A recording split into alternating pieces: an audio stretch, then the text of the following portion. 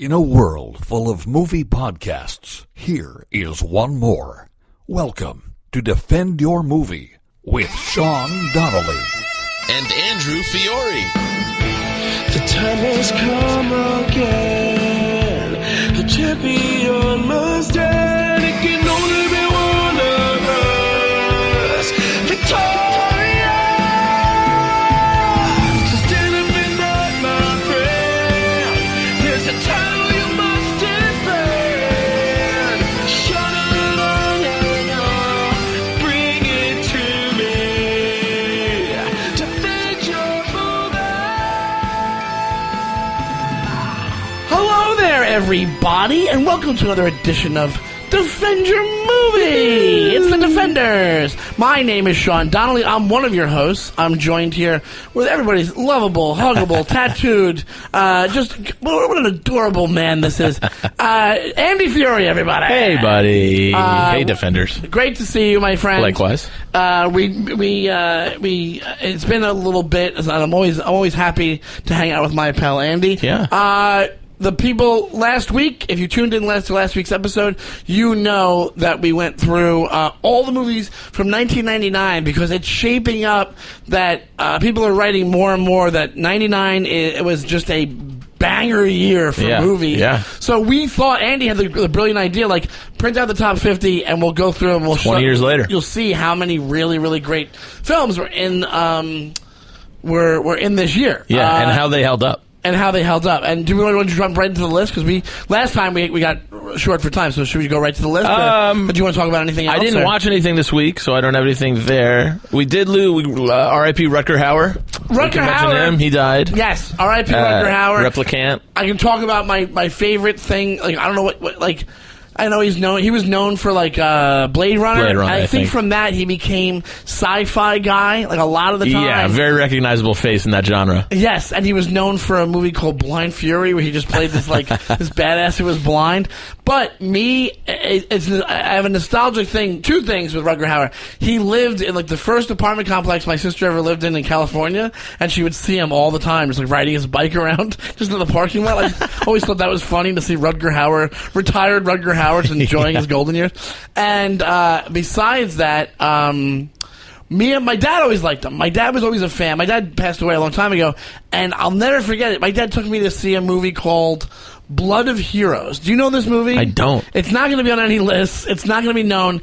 We literally were the only people in the movie theater, and it was like a prime time for movies. I think it was like a weekend night, at like, when everybody's out at movies. And I'll never forget it. We went to like the local movie theater, me and my dad. It's a movie, Defenders out there, you might remember this movie. It was Rutger Hauer and Joan Chen and maybe a couple other recognizable names.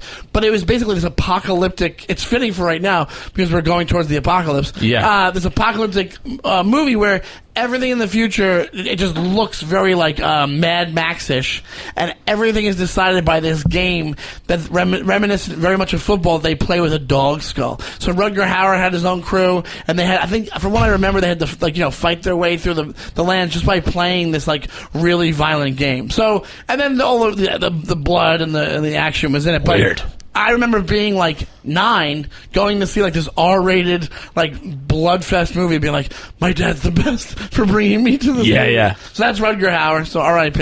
Were you a fan? I feel like I don't love Blade Runner, to be honest, but I think it was creepy that we were only a couple months away. Remember, it was November 2019. Which was, I think, the year if I'm right, I haven't seen it. I'm not a big Blade Runner guy, but I remember... I'm not a big Blade Runner guy either. November 2019 was maybe the year all the replicants expired or whatever. Again, that's funny. Yeah. Like, he almost came right up to the expiration date for the... Again, there's some defenders going, wrong, you idiots. Yeah, that happens all the time. You guys know by now. Something about November 2019 in that movie, I was telling somebody else that, too, about how... I forget who it was, about how people... Half the people are like, you guys know nothing about movies. And then sometimes people will write to us and be like, I'm really impressed by how much you guys know about movies. Oh, thanks.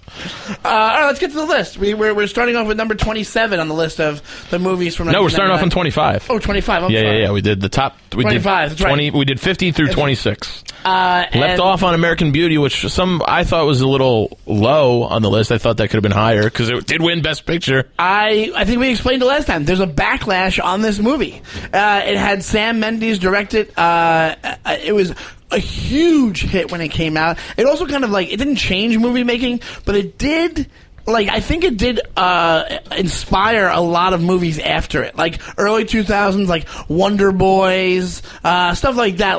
The real, the in-touch, not only a drama, emotional drama a woman would watch. Hey, guys could watch this too. It's almost like this, you're at a turning point in your life type movie. Yeah. Like a coming of age, not a coming of age thing. What would you call it? Midlife crisis type movies? Yeah, midlife crisis. Yeah, totally. There was a bunch of them. There was there was a few. There was the one I just mentioned. There was American Beauty, Wonder Boys. I love a couple Wonder other Boys, ones that was the one that Topher Grace was in, where Dennis Quaid. I don't know. It was all. Oh yeah, I know. That was a little later, but it was a little later. But they had cool music, and it was that's a good movie too. I like that. Straight up What's drama. That movie called? I know exactly what you mean. Yeah, you know Scarlett what I'm talking Johansson. about. And, yeah, it's a good movie. It's a good movie. And I like Topher Grace. I like Topher Grace too. I have a feeling that if Topher Grace was hard to work with back in the day, that's why things fell off, because he was a talented guy. Yeah. That happens a lot, I think, in Hollywood, dude. Andy, I think if you're shitty to work with, you just kind of disappear. Oh yeah, absolutely. I was pulling up the award winners because. Oh yeah, you wanted to match them. But moving on with the list, then we go to a movie called Go. Did you ever see Go? Yeah, I've seen it. It got a lot of not accolades, but it was hyped at the time because of the way it was done. Yes. And got a lot of copycat. I feel from that style. Well, it kind of had an updated. It was almost like their version of a Pulp Fiction or something. It's told out of order. All the storylines intertwined with each other. It was a young movie. It was a fast movie. Yeah. It was definitely of its time. Techno was a big part of it. Yep. They were doing Special K in the movie. Yeah. Timothy Oliphant's in it. Music driven. That's the first time I saw Timothy Oliphant, who's been in tons of stuff since then. He's been in The Office. He's been in Deadwood. He's awesome, and that was my first exposure to him. And he's awesome in Go. He's a super funny. He's a drug dealer that at first you hate him, and then he's really cool by the end of the movie. Who else is in it? There's a bunch of big names. It's Scott Wolf from Party of Five. Yep. It was peak Jay Moore. Scott Wolf. Jay Moore is in it. William Fichtner is the guy that they go to try to buy drugs from, or he's the cop. I forget which one he is. It's been forever. But he's an amazing character actor. Well, if you saw his face, you guys would know. He's the bank manager in Dark Knight. He goes, you know you're Rob? Yes, great character You and actor. your friends are dead. Great character actor. That's such a great line read. You and your friends are dead. What a great opening! I love that opening sequence. Are you man. kidding? I think we had the idea we were going to do that one time, but the best opening of a movie. Oh, that that's would be a up good one. there. I would put Defend that your opening. and Glorious Bastards, a bunch of stuff. Ooh. But Go, I think it's pretty. That's pretty prominent. That's good on this list. Yeah, I think that's pretty good. A pretty good place for it. And especially as far as you hear nothing about Go anymore. When was the last time somebody was like, "Hey, want to watch Go?" Because I don't think it holds up. It doesn't hold up. No. But you still have it's still funny, and also the girl in it, Polly. What's her name? Sarah Polly. Yeah. She was becoming a big star, and then she became a director after it. She went a different route, I think. Yeah. All right. But she was a big breakout from it. A lot of people it was cool. I think it was supposed to be cool. It was cool. Yeah. I remember The Simpsons did an episode of it in this style. Yeah. Moving on to 24 and 23, two animated movies back to back. The first is The Iron Giant, which is your straight up heartwarming. Yeah, it's claimed as one of the people still love it as one of the greatest animated movies of all time. I've never seen it. Well, the book itself. Right, wasn't there? Yeah, it's a classic. And the illustrations of the book people fell in love with from years prior, right? And then it's one of those. I feel like it's one of those animated movies where when they actually do it, people are like, you better not mess this up. I think when that was you know what I mean? I just always remember the robot looking like the same robot from the cover of Queen's News of the World album. You know? Yeah. Oh, it does. That style. Yes, it absolutely does. It's just this weird, like, slender... Like cementy kind of... Yes. And it's absolutely true. But yeah, again, it's not for me, but it's beloved in the animated film community, I guess. Yeah, it also came out, it's 99, so I wasn't, when I saw Iron Giant coming out, I didn't know the book enough as a kid to be like, I'm going to see that. So I didn't even see it. I made it see it later, The next one on the list, 23, South Park. I just go from the other angle. Yeah, to go completely opposite. Maybe the worst of the animations, and I mean that because they obviously do it on purpose. Oh, yeah. South Park, bigger, longer, uncut. And don't take me wrong, South Park is one of my favorite shows of all time. Ow. I think maybe the greatest satire. It became one of the best satirical shows ever. Bigger, longer, and uncut it's all songs, and it's not really the what South Park does at its best. South Park, Team America, fuck yeah, is what South Park does best. That, even though it's like a stop. What do you call stop it? I don't know No, that's just maybe straight up puppetry. What? Oh no, it's Team puppetry. America, World Police. It's like marionettes. It's not even marionettes. But That's it's like Team America. Fuck yeah! I said Team America, World Police. World Police. Yeah, fuck yeah. America. We're just singing the song. But I mean, that is just so fucking funny. Whereas you were like, "Oh, a South Park movie," but then it was just like, I thought there was tons of funny parts. A lot of songs. It's got a ton of songs. You know what it did? It probably set them up for Book of Mormon. So they realized, you realize these guys were super talented. You know what's interesting to me? You ever notice this? Seth MacFarlane, good at musical theater stuff. Yes. South Park guys, good at musical theater stuff. Yeah. And they both do animated shows. Uh-huh. I wonder what that comes from. Like a certain appreciation for, just pageantry? Yeah, maybe. I don't know what you would call it. And also The Simpsons. No, The Simpsons never had music. Was never a big part. It was a big part of I disagree. There's a lot of great original songs in The Simpsons. Oh, you're right. There is. There's a ton of great ones. Well, there's Lisa, It's Your Birthday. The whole fucking monorail's based off the Music Man. Oh, you're right. Yeah, you're right. Take that back, you. You're right. Yeah, you're right. You're right. But it's Alf Clausen. But I feel like The Simpsons just put it in the show. These guys. Seth MacFarlane does his own review. Him and Alex Borstein, they go and do live shows. South Park guys, they have a Broadway show. Right. There was never a Simpsons a roundup of all the music from the Simpsons. I think there might have been an album. At there some was. point. I had it. Yeah, I had it too. And then they had the Bart dance. They had do the Bartman. Lisa, It's Your Birthday. The Bart dance. See My Vest, which is a takeoff on. What do you call it? Is it See My Vest? Be Our Guest. Be Our Guest From Beauty and the Beast. I'm an idiot. Yeah. Yeah. So many great ones. Monorail. See My Vest. The next one in the list, a movie I love. I don't know enough about him, but I think Guy Ritchie's first feature. I don't know if it's his first feature. It's the first one that got noticed. But it's Lock, Stock, and Two Smoking Barrels, which is a fun, prelude to Snatch. It's not. I love Snatch, and I love Lock, Stock, and Two Smoking Barrels. I like Snatch a little bit more, but this is just a great Guy Ritchie doing what he does. It's a fun movie. It's got some twists and turns like he does. Great English, street banter. No, he's got very good dialogue. Snappy, He's not. It's less pandering than Snatches. Snatch has a bigger. You have Dennis Farina in Snatch. It's a little bit more hey, we can let the Americans in a little bit. Yeah. This is way more English. Totally. To the point where you're I can't understand what they're saying sometimes. Yeah. The way I think of it is, it's his Mean Streets, but he did a better job. Ooh, good example. You know what I'm saying? It's a great example. It's a way better movie than Mean Streets. Mean Streets is on Netflix now. Yes. I just rewatched it on Friday. Yeah. So I did watch something. And Mean Streets is like a prelude to Goodfellas. And it's almost like it's like this Goodfellas light kind of thing of guys that aren't serious. Yeah. But the it does not hold up as far as quality filmmaking goes. And I think it was made for probably very little money. It was probably made for less than $100,000 if I had to guess, because the sound is all screwy. The filmmaking is shaky. I think it was Martin Scorsese learning his style, and that's how I feel about Guy Ritchie. Good, I like learning that. his style. Perfectly put. Well done. Do you want to take us through 21 and 20? 21 and 20, and this is up for debate. Like Again, yeah, this is not our rankings. At the time, 21 was people were so excited, so ready for this stuff. Star Wars Episode 1: The Phantom Menace. It was a phenomenon. It's so funny in hindsight. Well, was it a phenomenon because of the phenomenon that already was? Yeah, because you were definitely getting more not content. because of the movie. It was early internet. You didn't have as much content of the Star Wars genre, and people were waiting. They were. Now you got one a year. When Darth Maul came out as a character, when that was going to be a character, and people didn't know exactly what he was. The triple and the people lightsaber. Who read the books knew because they knew he was what do they call him? He wasn't a Jedi. He was a Sith Lord. Sith Lord. Like.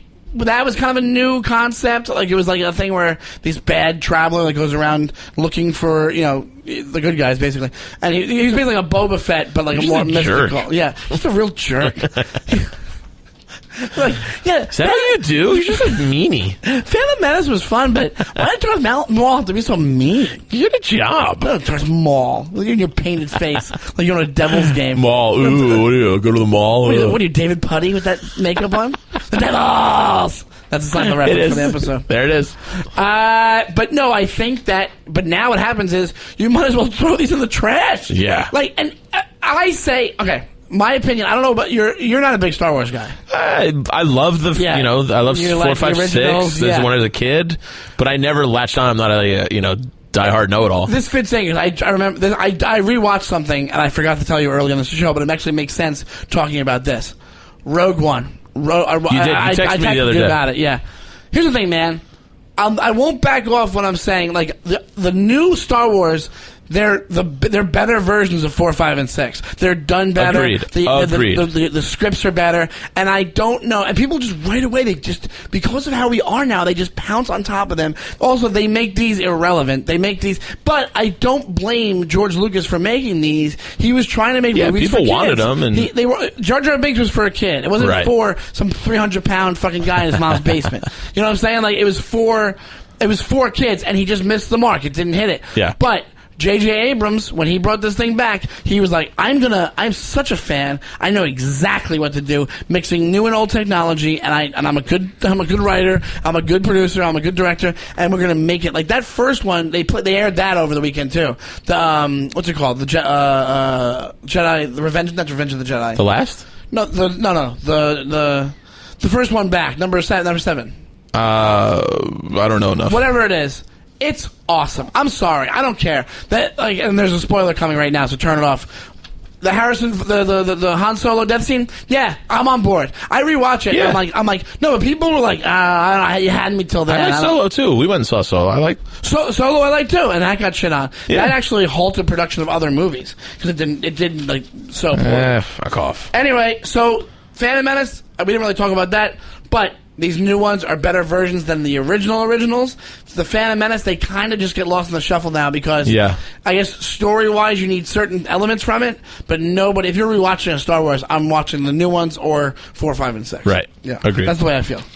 Number 20. Any Given Sunday. I feel like you like this more than I do. No, that's not true. Oh, okay. I saw this movie like once. I thought you liked it a lot. No. Oh, we talked about it. I'm not an Oliver Stone guy. You think he's a good filmmaker, but then I don't think you are. He's not. You're over. He's very busy. There's a lot to look at, and there's a lot going on. It's very self-important. It tries to get political. It's almost 3 hours long. It's like, come on, dude. Yeah, he's like Michael Mann, where they have these marathon movies that can be cut down by an hour and a half. Exactly. I mean, it had Pacino, and I guess he gives an alright performance, but other than that, it's. I'm going to go ahead and say this. I'm not a Jamie Foxx fan. I know a lot of people like him, and he did great. He won the Oscar for Ray, but it's just like, get over yourself. I think there was a choice. After he won the Oscar for Ray, I think there's a way you can go and a way you can't go that actors do. Yeah. And I think he went I'm cashing in with. Correct. I agree. All right. I don't think, as far as the craft of acting goes, because he's not a bad actor. Yeah. And then we see him in interviews. He's just annoying. And even that clip, and this is a little sidetracky, of that roast when Jeff Ross is saying all those like basically black jokes on that roast, but it's an ESPN roast. I think it's of a sports guy, but Shaq is there. He's making fun of Shaq. Yeah. And I guess the roast master was Jamie Foxx. while Jeff's doing his set, he's like kind of killing with half the crowd, kind of bombing a little bit. Like they're like, oh, it's kind of it's pretty hardcore. The jokes he's saying. You hear Jamie Foxx in the background the whole clip. If you look him up online, yeah, oh yeah, he's like hype manning like the bits like as he's doing. I'm like, just let the guy do his. You don't have to be part of every aspect of this, man. Like, just let the guy do his roast thing. You did yours, like, you know what I'm saying? It's such bullshit. Yeah. Anyway, I don't know. I'm not a huge Jamie Foxx person either. And I think that when it comes to he's in this. You have cartoonish Al Pacino. Yeah, I don't think it's James Woods, Cameron Diaz. People, and I think when people talk about, I think it gets a little bit more credit because it's a decent sports movie, and I think that people like it for that reason. Yeah. Number 19, The Thomas Crown Affair, a movie which you're kind of like, I guess it's an okay movie. It's got some cool heisty stuff going on. And some stuff you don't kind of see coming, but then you're just like, once Ocean's 13 came along, the remake, you go, that just blows all the movies like this out of the water. Oh, sure. You know what I mean? Heist movie, yeah, absolutely. It's not a great. It's kind of like not a Bond movie, but it is. Yes, yes, absolutely. And I think I'm gonna Pierce Brosnan's good, and you know, I'm even bolder. I'll tell you right now, Pierce Brosnan, kind of boring. He's not. It's not a great movie. But it's fine. It's not bad. It's fine. Speaking of Bonds, because he was a Bond. Yeah. What do you think about the new 007? Who is it? It's black lady. The woman from she's from a movie that just came out. But it's not Bond. Woman. It's not James Bond. It's like the extension of the character, which I go, great. I don't give a shit. So Bond retires, and then she gets 007 as the agent number. Which I don't know if that makes sense or not. Yeah. No, it doesn't. I think it's one of those things where you go, everybody just relax. Yeah, who cares? Well, they were saying for a while, for the past 2 years, they're like, Idris Elba's going to be the new Bond. And I was like, that'd be amazing. That'd be awesome. I think people get caught up in because the character has lived in so many different iterations of 007, but with different actors. People are like, well, he should stick to the... it should be a white guy. But no, it shouldn't. I mean, why not take it in a new direction? The only thing that I'm wondering is if they were going to use a woman of color, go for it. But the fact that they're not using like already people who are known more than this woman's known, I think now the movies might make no money. Maybe. Do you know what I mean? But it's always been one of those things where it's like, well, they've never made any bones of just switching the Bond and you blindly accept it. So what's the difference now? But it's already somebody you're kind of like comfortable with. Like Daniel Craig was already like in Road to Perdition before he did it. And even that, I don't watch the Bonds, but I mean, like, me neither. Or I guess maybe Sean Connery was probably the Bond is what made him a star. What's his name? Robert, whatever his name is, I forget his last name. Or Pierce Brosnan. I don't even know if he might have been like, was Pierce Brosnan a TV star before that or something like that? Or who the hell knows? They're mediocre movies at best. Yeah, they're not that fantastic. And speaking of a direct spoof of that kind of genre, Austin Powers, The Spy Who Shagged Me, which is the follow-up, of course, to International Man of Mystery, which I love. It's a classic comedy to me, I think. Movies that surely probably won't be made with that kind of humor today. Which just because they're so stereotypical, but they're funny. Here's the thing about the Austin Powers. I think everyone got a little worse as the sequels went on. The first one's great. It's amazing. The character's hilarious. Mike Myers so good and so funny. The last one I liked. Yeah, I'm not saying they're not funny, but it's just kind of going, all right, you're just recycling the joke and writing it a little differently. But he knew it, because there's even that but you're cashing in. With the penis flying. Right. And he almost did it to be like, we're, like, a wink to the camera, like, we're doing this again. But you're still kind of like, nah, it's funny. And also, I love the interactions at the table when Dr. Evil's clueless. Yeah. And then that dynamic of, like, the Scotty don't thing that he has. Right. He's like, stop doing that. What are you doing? Yeah. That's still fun. I watched it. I was laughing out loud at that. Absolutely. That's funny to me. Enduring and, tongue-in-cheek. Just funny movies. And he's a guy who, he just went, he had Wayne's World and then that. It's like, talk about just, like, running to the bank and kind of retiring for, the rest of your life, which I'm guessing. But I think he's supposed to come back with another Austin Powers or something. Is that what it is? Or another? I couldn't tell you, to be honest. He has had some misses. The Love Guru was a piece of shit. Yes, yeah. I think that's what killed him, and I think he seems like Although a guy. that's a really good actor, though. He's a great actor. He was in the Queen movie. Speaking of Queen, played like the record executive. It's so funny. Like he played the Studio 54 movie. I can't think of the real life names person. Not Al LaBelle. It's something similar. No, not a comedian. Al LaBelle. Steve LaBelle. Yeah, something similar to that. But he's a good. Like, I think it's Steve LaBelle. He can do dramatic really good. You know, he's like a better Jim Carrey to me, to be honest. Yeah. No, I think you're right. But I think what happens is, when he did Love Guru, I think he put everything into it. So whenever he does one of those movies, from what I hear, he has complete creative control. So, like, I think it got so canned and so slammed that he probably was like, I'm not doing anything for a while. Quick side note, met him in the East Village during the day, drinking at a bar. I was bartending at the time, so I had my days free, and was watching the Liverpool championship game. Soccer fans, you'll be able to correct me on this. It was about 10 years ago when they were down like 3-0 at the half, and it was for the title. And they came back with like an insane comeback.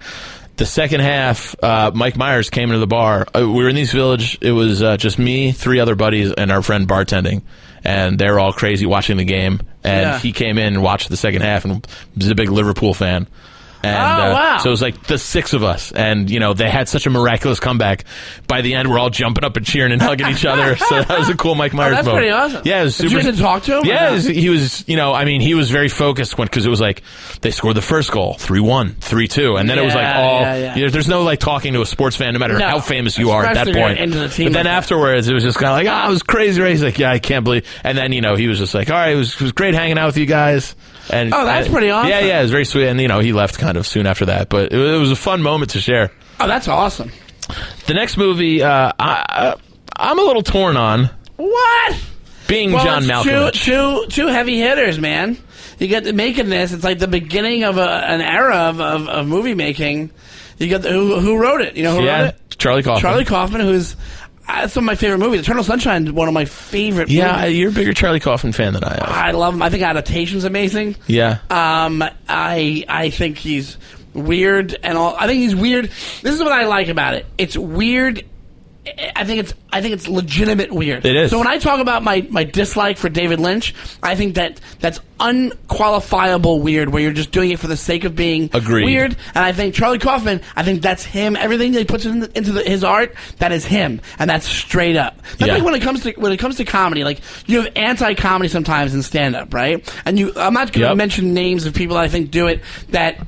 I'm like, that just seems so phony to me. But then I'll watch somebody like Joe Pera, okay, who has a show on Adult Swim, and I'm like, this is authentic. You're completely authentic. You can sniff it out. If you have half a brain, you can just sniff it out and go, this is you. You put everything into this. You put effort into this, and you're actually trying. And I appreciate you for it. And it's funny, and it's actually funny, and it's interesting to watch. You know what I'm saying? Yeah. And that's how I feel about Charlie Kaufman. Okay. Where I'm like, I think that I completely think that he is 100% original. I think that. Oh, no doubt. I like John Malkovich. It's just not, I think and I'm a little bit torn on Spike Jonze as well, to be honest. Well, Spike Jonze, I have like a tie-in from when I was a kid because he used to direct skate videos. Yeah. So he would direct the girl videos, and then he came up in that like Beastie Boys world. And I think the Spike Jonze, because he did what else did he direct? Recently, Horror was fantastic. Horror was good. Horror was great, and it's a very telling. It's kind of screaming from the rooftops. Video. The Sabotage video. He did the one with. Didn't he do? Oh no, that was Sofia Coppola, the one in Japan with Bill Murray. Anyway, I'm just saying. I don't know what you think. Good movie. Like if you it gets a little methodical. Not even the right word. Maybe tedious. You may like fall off a little bit towards the end. Yeah, but I think it's you might be right. But what I'm saying is, it started that stuff being more those things being more mainstream. So but it's like great departure from the norm for John Cusack, and a good absolutely. And Kathleen Keener too. I love. Does she never not knock it out of the park? She's just a solid fucking actress. Yeah, she's awesome. Number 16, The Insider. Very Good movie, excellent movie. Oh, tied to a very tough part of my life. I remember this night. Not to go crazy here, but one of my best friends. We were watching this movie in college. Tell me this. Yeah, and I don't even really want to speak to it. Basically, like one of his family members died, and it was the night that we were watching this movie. It will always be tied to that for me. You know what I mean? Yeah, you can't forget that. Yeah, it'll always be tied. And so did you guys continue watching the movie? We didn't know it until we both went to bed and we woke up. It was during the summer. We were in our college house. Oh, so you watched it? We watched the movie that night. We both went to bed, and then the morning I woke up, he was already gone, and I walked 2 houses down to our other friends, and I was like, "Where's so and so?" And they were like, "Oh, we got to tell you this happened." It's a really sad story. I don't want to get into it because we're a comedy podcast. Jeez, Andy. But the movie is very good. Russell Crowe. Funerals coming up? Future funerals? Well, but that's why I think the power of movies they'll tie you to life events. You know, I'll know exactly where I was when in a certain movie, or you know what I mean? Sure, I just movies are great like that. Blood of Heroes, which is a bullshit fucking apocalyptic movie. Yeah. So yeah. But it's a great movie. I've actually never seen it since then. It'll always remind me of that. But I remember Russell Crowe being fantastic. I remember the story being like, that's just fucking crazy about how big tobacco is just so powerful. And Oh, yeah. It was kind of that first inkling of, you realize how the not the too big to fail thing, but whatever you want to call it, where it's like what the damage corporations could do. Right. And I think it was a good movie. I think it was a solid movie. It's one of those things where when did Aaron Brockovich, was this the year before this, maybe? I think. Like, I'm wondering did you get a genre of whistleblower movies going on? Yeah, that's a good point. Yeah, so it's like, but it's definitely, you know what it is? If you describe this movie in one word, what would you describe it as? Because I have one. The Insider? Yeah. One word? What's yours? Solid. Oh. Just a all-around solid movie. What's the acting? Yeah. It's solid. What's the writing? It's solid. It's not my favorite. It's not my top 10. Right. It's just it's a entertaining movie. Like it'd be the kind of thing if you got caught up on the couch and it was on and you just let it go, you'd really be like, damn, I forgot how good that was. It's kind of a more serious thank you for smoking, which is kind of like a journal, which is the lobbying of things, but yeah, a much more lighthearted movie. Yeah, that's Aaron Eckhart, right? Yeah, good movie. Yeah. Very famous rom-com, Notting Hill. Never saw it. Oh, I've seen it. Have you? Yeah, it's just always on. I feel like. Is it just like is that Bridget Jones' Diary? Syrupy. It's that famous line. I'm just a girl standing in front of a boy. Oh, is that where that comes from? That's where that comes from. Yeah. Oh, it's Julia Roberts and Hugh Grant, right? Julia Roberts is a famous actress, and she comes into Hugh Grant's bookstore. He runs like a bookshop, traveling, bookstore. Yeah, bookstore. Yeah, we got it. And don't worry, Andy. He bumps into her, literally bumps into her, like later in the street, spills coffee all over her, and then asks her. She goes, to clean it up back at his apartment, et cetera, et cetera. And then he invites her to this dinner with his friends, and she feels like such a part of this normal group of real life people, et cetera, et cetera. They fall in love. Two different worlds. They don't really How can we make this work? You're a famous actress. I'm just a guy who runs a bookstore, et cetera. Yeah. And then the famous line. Yeah, and that's when the famous line. I'm just a girl standing in front of She's like, It's so funny because. You know what? I'll tell you what. This is what it seems like to me. I didn't even see the movie. That's the strength of the performances. Because talk about first world problems. I'm a bookstore owner. I make a ton of money. Well, no, he's a struggling bookstore owner. Struggling bookstore. Okay, I should say that. Okay. So he's usually he's the hotshot in his movies. Right. Where he plays, he's the prime minister in that other one with the whole big cast. The one from the Christmas time, which is really good, actually. And Bridget Jones, he's the big deal. He's the boss. Yeah. This is the next one. Okay, take it away. You want to do romantic comedies or not romantic comedies? No. Romantic. I love this movie. This is one of those. Really? Oh yeah, it's great. Have you seen it? I've seen Cruel Intentions. Cruel Intentions is next on this list, and It's a really entertaining movie. It introduced a lot of people. This is probably Reese Witherspoon's first big thing. And then Sarah Michelle Gellar. Not Freddie Prinze. Who's Ryan Phillippe? Ryan Phillippe. Yeah, he was like a big deal after this for a while. Yeah. Until he had problems. Until his marriage. I feel like when that guy's marriage fell off, his career fell off. Right. I think he was like he got. He's great in MacGruber. What? It's great in MacGruber. But anyway, so also, what's her name? Selma Blair. That was the first time I think I saw her in a movie. The only thing I remember about this movie is it really just made me horny. You have the kiss. You have that kiss. I was 20 years old, and it was kind just of this going. Hot. Yeah, like all these hot girls. Right, doing bad things. Yeah, just going yama hama.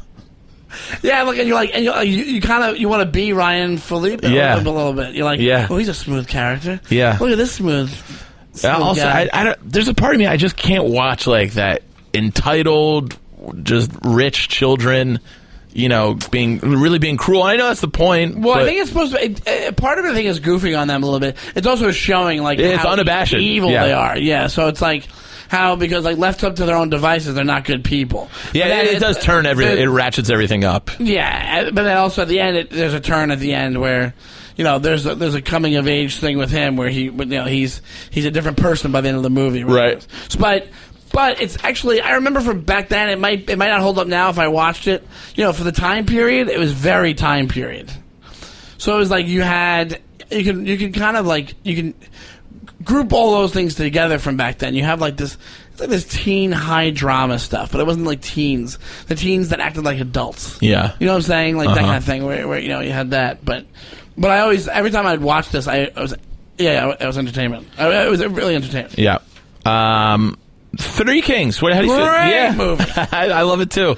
His first introduction to what's his name? Ice Cube? No, the director, David. What was on the thing? I don't remember. I'll be honest. I only saw it once. It's you know what it is? I think it came out. It was unexpected to be so good. Mark Wahlberg's good in it. They're all good in it. Yeah. It's a quality movie.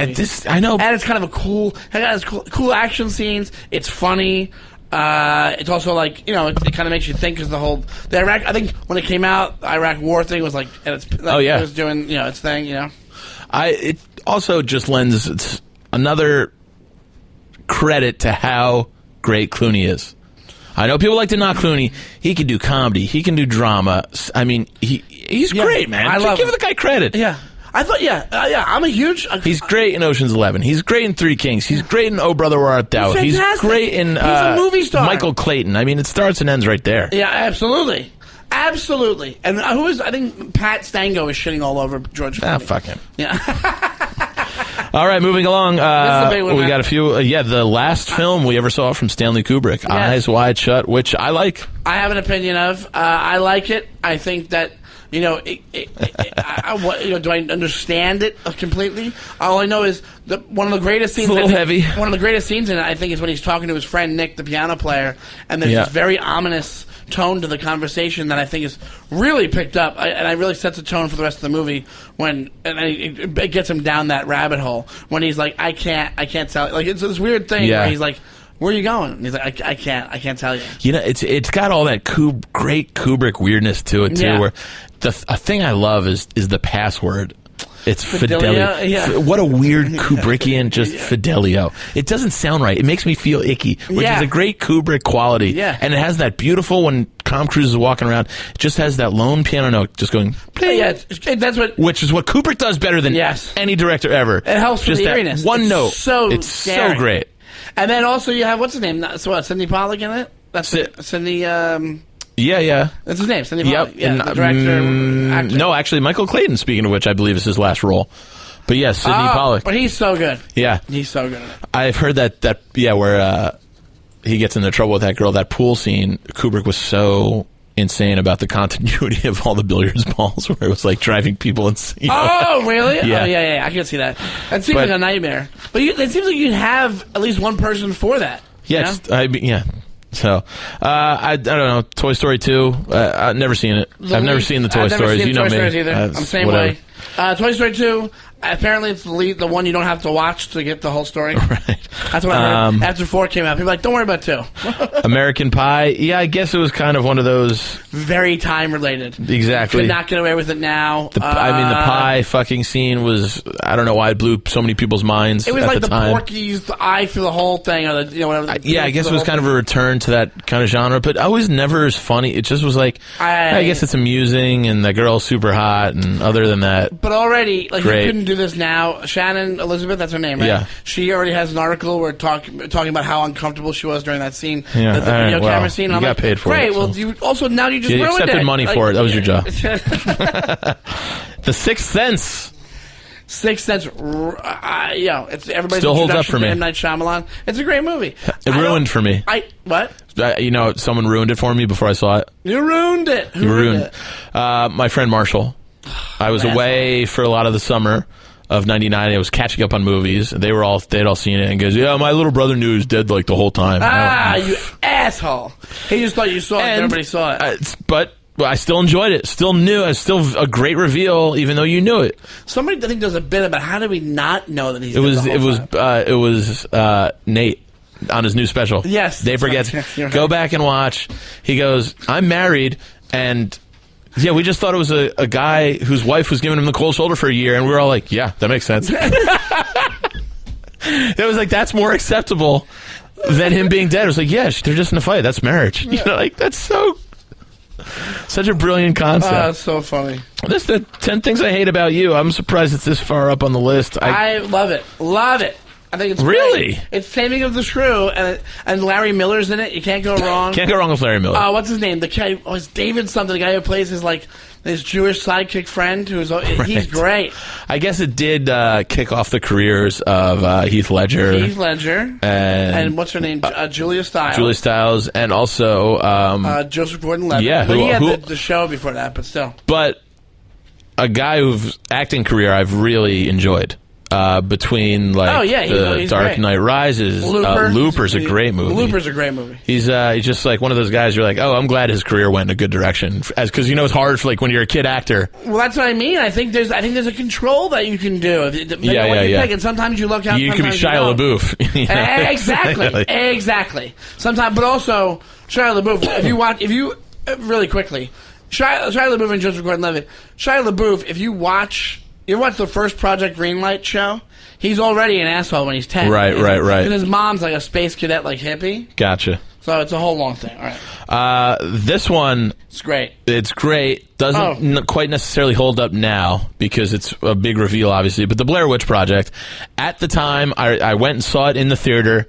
Scared the bejesus out of me. It was kind of the first, not the first found footage movie, but the first It was the first shaky... Yeah, you're right. Not the first found footage, but the first, I think, universally watched one that became like a big hit. Right. And I remember the marketing for it was so great because at the time you didn't really have the resources to research it. So the way they presented the found footage was such a great marketing scheme. You had people going into the theater thinking it was 100% real. Yes, and that was brilliant, and it added that element of my friend Buddy, my buddy Pinto, I went to see it with. We came out of there, and I was just like, man, that was really cool how they did that. He was like, that's not real. Like it was real. Yeah, it was just like not everybody knew it was a completely. You know what they were? This isn't about a realism, but you know what they were going to do. It's very hard to keep. Now they can't do it. Now everybody knows everything about every movie they go in. From Dusk Till Dawn, they weren't going to tell people it was a vampire movie, right? And then that got leaked and whatever. Yeah. Number 6, so Election. It's very hard to do. Very hard to do. Sorry, jumping the gun. Number 6, Election. It's a great movie. Great movie. Tracy Flick. Another thing with this is like prime Reese Witherspoon time. She's a really good actress. She's very enjoyable. Always had a big crush on her. Just always, would really upset me when she married Ryan Phillippe. Really? Yeah, chance? You never know. You never. We're not that far off in age. She's probably 44, 43. Yeah, she's probably got a few years on me. Which, that's fine. I don't give a shit. She might be like only 41 or something. But yeah, great acting. Kind of a cool resurgence in Matt Broderick's career. Yeah. You just kind of hadn't heard from him in a while, and you're like, this kid still got it. Yeah, and it's Alexander Payne, so it's like this weird. Yep. There's like dark humor, but with also some sadness going on. And also, I don't remember the actor's name, but the same kid from American Pie just kind of played Chris Klein. Chris Klein, thank you. And he was Nailed his role as just kind of the dumb jock. Yes. Who's just, blissfully unaware. Was this his first movie? I don't know if it was this. I don't know if American Pie or this was first. I think this was first because I think this is a story where they were just at the high school. They met him and they're like, "You're in the movie." Gotcha. Gotcha. I could be completely wrong, unless that was the American Pie story. Now, number 5 on the list is a movie I never enjoyed, which was The Talented Mr. Ripley. I don't know why. There's a lot of symbolism, and there's a lot of it's like the single white female. But like for people who read. I remember, early movie. Jude Law. Yeah. I watched it once for an English class at community college because he made us watch it and come in and talk about it. But I barely remember it. Now, this is my favorite movie of the year, but it's number 4 on this list. Which is Paul Thomas Anderson's Magnolia. This would be my number 2 on this. Oh, yeah. I absolutely adore this movie. I still love it. I love ensemble cast the way Paul Thomas Anderson does it. It's very reminiscent of, the ensemble actors that the Coen brother used. So I like that technique. I think you've got career performances from Tom Cruise. I 100% agree with that statement. I mean, I love the randomness, it's the best thing. The chance and coincidence. It's just one of my favorite movies of all time. I think I talked about it in the podcast. Do you know why he's so good in it? It's his story. Life. Yeah. I told you about that already, right? Yeah. Yeah. I find that so fascinating. I'm the same way, and just to co-sign, I think it's an amazing movie, and I think it's one of the best acted movies I've ever seen in my life. Yeah. It's it's got a great soundtrack. And it's got and talk about what you want to top 5 directors in the world of all time. That's just Philip Baker Hall. What a fucking treasure! Oh, he's fantastic. What a treasure! Now you listen, Joy Boy. Jason Robards, dude. How about that? Oh, that's the other thing. Not to be morbid. You were morbid before, I'll be morbid now. And I've said this in the podcast, but I'll say it again. He plays a guy who's dying very well. Yeah. My dad died, and that's what it looks like. Right, wow.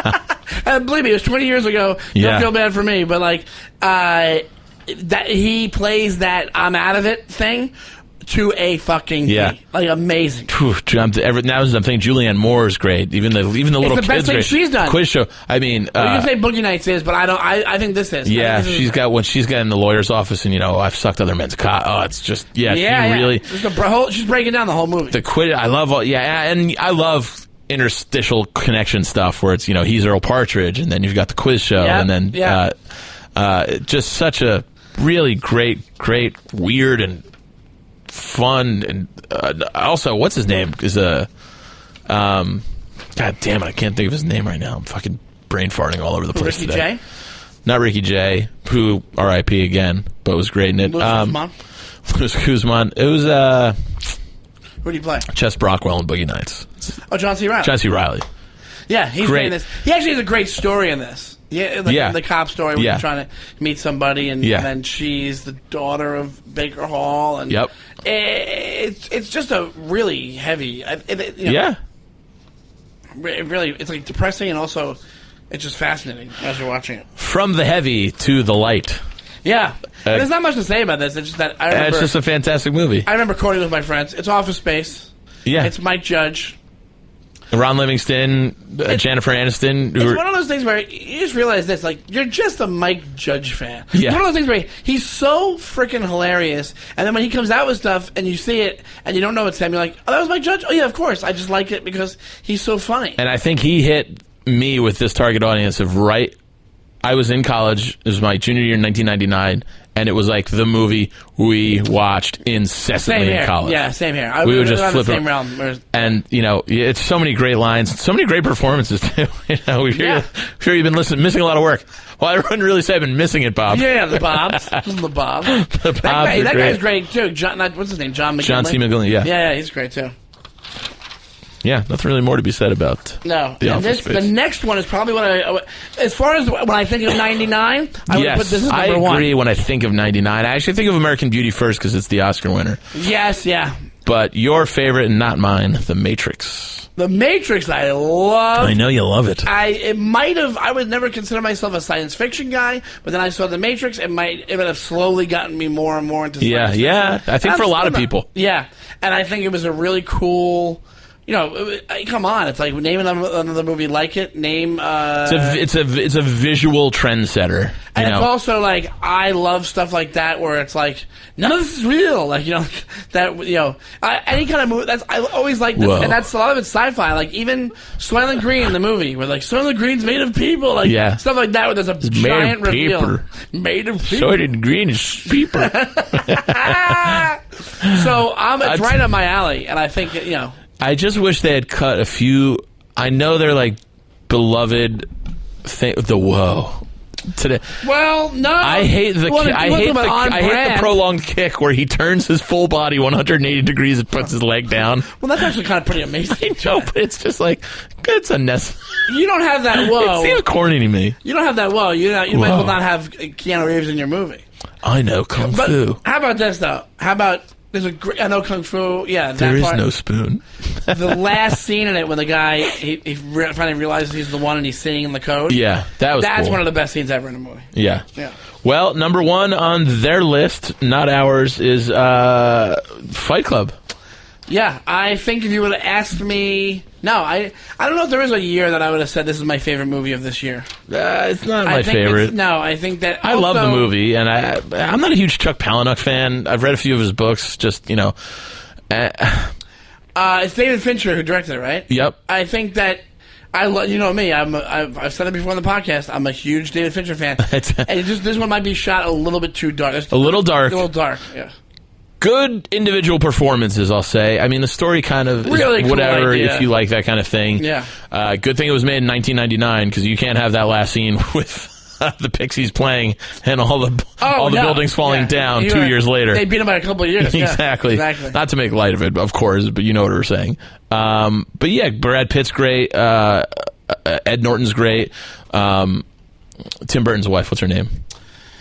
God, I had it. You know who we're talking about. She's very good in this, and that kind of sprungboard her into a more mainstream. Olivia Newton-John. I knew that wasn't what I was going to say. Helena Bonham Carter. That's right. That's why all it needed was a three-namer. That's why I did it. Because I was like, I know it's not Olivia Newton-John, but I know it's a three-namer. Lee Harvey Oswald. Even Meatloaf is pretty good in this. He's great at it. It's talking about a static character. Jesus. But yeah, cool concept. At the time, I was like, oh, that's really fun. I think that's what it is. At the time, you're like, oh, this is a cool twist. Yeah. It was Twisty Land. Around this time, you have so many movies. You had to come out with a twist. You had Usual Suspects. What a twist! Well, Usual Suspects was a few years prior, but. By that point, people were putting those twists in those movies, and you better have yours. Yeah. And this one was the big one. Look at Sixth Sense, same year. He's dead the whole time. I could have sworn Virgin Suicides was in this year, but I guess not. Anyway, would that be in your top 5? I like the movie. I like the book. I loved Virgin Suicides when it came out. I like Lost in Translation better than Virgin Suicides. Tough call for me. It grows on me. Tough call for me. There's movies that just grow on me over the years, and I think are just done better. Yeah. I mentioned it before. Even The Master. Even The Master was on a list I was reading the other day about movies that weren't box office hits that were masterpieces. Oh, you got it, yeah. So I guess if you want to wrap it up with the popular opinions of the Academy. The Academy. Yeah. Hollywood Foreign Press. Right. American Beauty won Best Picture, along with Sam Mendes as Best Director. Right. Cider House Rules. Which wouldn't happen now, I don't think. I really don't. Spike Jonze was also nominated. Lars Hallström for the Cider House Rules. Michael Mann and M. Night Shyamalan were also Best Director nominees. Cider House Rules, Green Mile, Insider, Sixth Sense were the nominees, with American Beauty winning. Which I think out of those nominees, you got the right one. Oh, sure. Absolutely.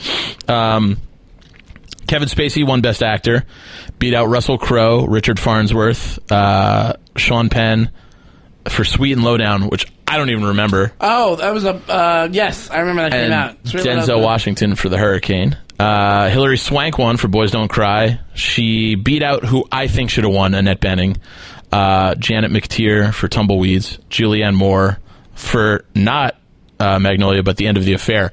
Which, how did we forget about that? That's a great movie and one of my favorite books. I never saw it. Oh, The End of the Affair is like a true great love story, World War II era. Really? Yeah, Graham Greene book. Really heartbreaking stuff. Not a happy ending by any means. I never even heard I forgot she was in the... Yeah, really fantastic love story. Heartbreaking. And Meryl Streep. Excuse me. Best Supporting Actor went to Michael Caine in The Cider House Rules. Obviously, very controversial because if you ask me, Tom Cruise wins that pound for fucking pound. Oh, sure. Absolutely. So, beat out Michael Clark Duncan, Tom Cruise, Jude Law, and Haley Joel Osment, a young nominee for Best Supporting Actor. Yes, I remember that. Yeah, that was a big deal. Best Supporting Actress goes to Angelina Jolie for Girl Interrupted. Kind of a controversial winner, beating Toni Collette, Catherine Keener, Samantha Morton, and Chloe Sevigny. What was Chloe in? Boys Don't Cry. Oh, all right. Sorry. Best Screenplay, written directly for the screen, American Beauty, Alan Ball. Beat out Magnolia, Sixth Sense, and Topsy Turvy. That's a tough category right there. That best screenplay. Oh, sure. Because being John Malkovich, Magnolia, and The Sixth Sense, all really good original screenplays. Oh, yeah, they're amazing. You mean like not adapted? Yeah. Based on previously producer material screenplay, Cider House Rules, John Irving book. I was a big John Irving fan when I was growing up. Yeah. Got all his Owen Meany and all And those. you love the books. movie. Yeah, I don't. Cider House Rules. I don't love the movie. Yeah. But beat out The Green Mile, The Insider, The Talented Mr. Ripley. Best foreign language, best documentary. We don't need to go over that stuff. So those are the big hitters. Best original score went to The Red Violin. I don't remember that. I don't remember that either. It's all the stuff that you expect to happen. Yeah. And The Matrix is nowhere to be found. Matrix is won best film editing. Okay. And won best visual effects. It won those are the ones it was going to win. It wasn't winning acting, and Exactly. So yeah, there's some. I don't know if I agree. Some stuff they left out. I think Magnolia should have been. But I guess it's like that. Those kind of movies weren't popular. Right? Like the movies that were still getting nominations were still the ones where it's like the studio really got behind them and made the campaigns for, like those kind of indie, not even it was indie, but like those kind of art house, and even it's not even that, but just like those weren't, it's almost too dark. It was, even though American Beauty's super dark, it was, what it is? It also, I think I said it last time we did the list, like last week. This is prime Miramax land right now. Oh yeah, and they were like they were normalizing the independent movie. They were making it. Yeah, it wasn't it wasn't everything blockbusters anymore, or dramas with all famous people in them. So some of it was weird plots with weird writing and weird directing. Boy, did they clean up. Oh, Miramax? Yeah. When it was open? Oh, yeah, when they were around? Oh, my God. Oh, yeah, they were a powerhouse. Well, I worked there for 3 months. Oh, shit. I was a temp. My job was to take contents from one box, an old, because they got watered down to all these boxes, take contents from one box, put another, and put it on a shelf. We saw a ton of cool shit. That's cool. Yeah, it was pretty awesome. Well, that is the show. That is the year 1999 in cinema. 20 years ago. 20 years later. That's crazy. And think of that. Everything's different now. Different now. American Beauty would not have won. I'm convinced of it at this point. Because it would have. Because think about it. But it's weird because it's like a snake in its own tail. It did inspire other movies that came out after it that probably were because of American Beauty. Right. Right. I think if I watched it, I wouldn't have an issue with it. I would still enjoy it. Yeah. So what are you gonna do? Well, I enjoyed that year. Like a lot of those movies, I still love to this day. A lot of them, like kind of American Beauty, to me personally, have fallen off my favorites list. Maybe now as my top 10 list has changed over the years, some of those movies have found their way off the list. Right. Exactly. But one grows up and your tastes change. I feel like I mean, I loved it. When American Beauty came out, I was like, that's the greatest movie You're ever. talking right now like you're giving me the birds and the bees talk. You know? Well, son, one grows up and... Not all. But if anything you guys that we missed or anything that you want to chime in on, you can always write us at Defend Your Movie on Twitter. Yes. And obviously, we love to engage with you guys, and it's always great hearing from the people, the defenders. We got some nice feedback from the Seinfeld episode from last night's part 1, so we hope you guys enjoyed part 2. Please rate, subscribe, and more importantly, tell a friend and have them tell a friend if you guys enjoy it. If not, you don't do it. Don't do us any favors. Don't do us favors. Who asked you? We'll be back, as always, next Friday. This weekend, I'm in New York City. If you are a fan of live stand-up comedy, you can come see me and find all my dates at andyfury.com, as well as on all my social media. I am also in New York City this weekend. You can see me at the Comedy Cellar and New York Comedy Club. And, yeah, you can check me out at SeanDonnellyComedy.com and at SeannyTime on Instagram and Twitter. All right, buddy. Always a pleasure. Thank you, my friend. We'll talk next week with a whole new Defend Your Movie. Yay! Until then, adios. Thank you, guys, and bye-bye.